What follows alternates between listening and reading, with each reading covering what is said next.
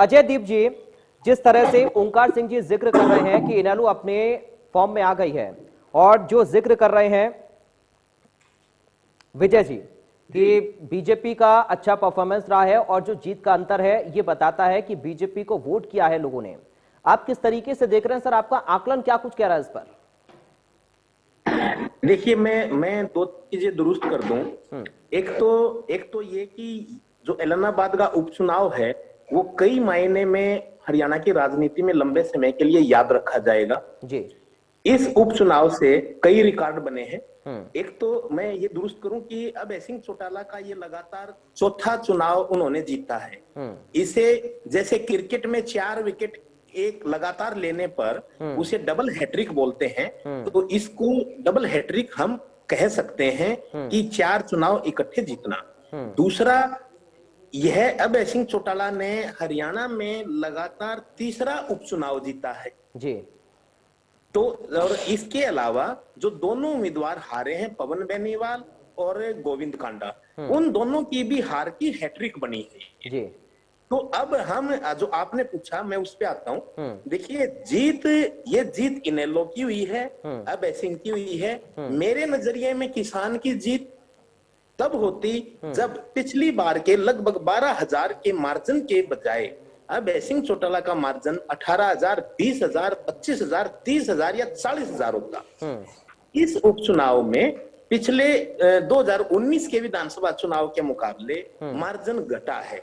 तो मेरा एक पत्रकार के नाते मेरा मानना यह है कि जितना मतलब अब सिंह चौटाला ने जिस मुद्दे पर अपना इस्तीफा दिया, वो देश के एकमात्र ऐसे नेता थे जिन्होंने अपनी कुर्सी छोड़ी, विधायकी से त्याग पत्र दिया। वो मुद्दा इस उपचुनाव में जिंदा था, क्योंकि ना तो अभी आंदोलन खत्म हुआ है, ना ही केंद्र सरकार ने तीनों कृषि कानूनों को वापस लिया है।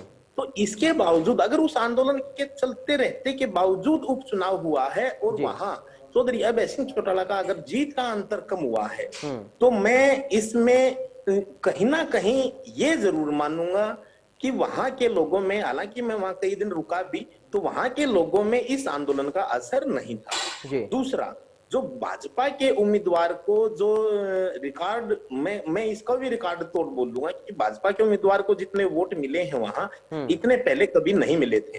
तो उसके लिए मैं कहीं ना कहीं भाजपा की जो चुनाव प्रबंधन टीम वहां लगी हुई थी, मैं उसकी तारीफ करूंगा कि, और भाजपा ने जो मैनेजमेंट वहां दिखाई, खास तौर पे संगठन ने वहां अलग अलग जातियों के लोगों को चुनाव प्रभारी और चुनाव का सह प्रभारी नियुक्त किया। और उसके बाद जब वहां के मतदाताओं ने, वहां के स्थानीय लोगों ने हरियाणा सरकार का विरोध किया कि भाजपा और जजपा का कोई भी नेता उनके गांव में नहीं घुसेगा, उन हालात में भारतीय जनता पार्टी के प्रदेश अध्यक्ष ने कागदाना गांव के अंदर पहली गठबंधन की बड़ी जनसभा को संबोधित किया, जिसमें जजपा की ओर से सरदार निशान सिंह शामिल हुए थे। और वो जनसभा एक बड़ी जनसभा थी, पहली गठबंधन की बड़ी जनसभा थी। यानी उन्होंने एक टीम लीडर के तौर पे आगे आके जिस तरीके से वहां एक संदेश अपने पार्टी के नेताओं को, सरकार में शामिल दोनों गठबंधन के पार्टियों के नेताओं को दिया, भारतीय जनता पार्टी के नेताओं को दिया और जननायक जनता पार्टी के नेताओं को दिया, वो वाकई एक अच्छा उनका मैसेज था।